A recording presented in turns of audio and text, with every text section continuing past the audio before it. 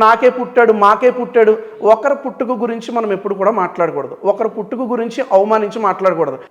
ఒక యవనస్తుడు అన్నాడు కదా నా దగ్గర, పాస్టర్ గారు నాకే పుట్టాడు, మాకే పుట్టాడు, మనకే పుట్టాడు అని అంటూ ఉంటాడు కదా. అసలు అతను ఎవరికి పుట్టాడో అతనికి తెలుసా? ఒక తల్లి నువ్వు ఇతనికే పుట్టావు అని చెప్తేనే తప్ప మనం ఎవరికి పుట్టామో మనకి తెలియనే. ఇప్పుడు రాధా మనోహర్ దాస్ అనే వ్యక్తి మాకే పుట్టాడంటేనే మీకు అంత కోపం వస్తుంది. మరి మీరు పొద్దున్న ప్రతి సండేలో చర్చిలకు పోయి పాస్టర్ అని చెప్పి ఫాదర్ అని చెప్తుంటారు. ఫాదర్ అంటే ఆయన మీ నాన్నగారా? ఎట్లా అనుకోవాలి? మరి మీరు దాన్ని ఎట్లా చూస్తారు? మీరు దీనిని ఒక టైటిల్ అంటామండి, శీర్షిక టైటిల్. యాంకర్ అదొక టైటిల్, రెవరెండ్ అదొక టైటిల్, పాస్టర్ అదొక టైటిల్, బ్రదర్ అదొక టైటిల్, ఫాదర్ అదొక టైటిల్. ప్రతి సంఘంలో ఫాదర్ అన్నారు బ్రదర్.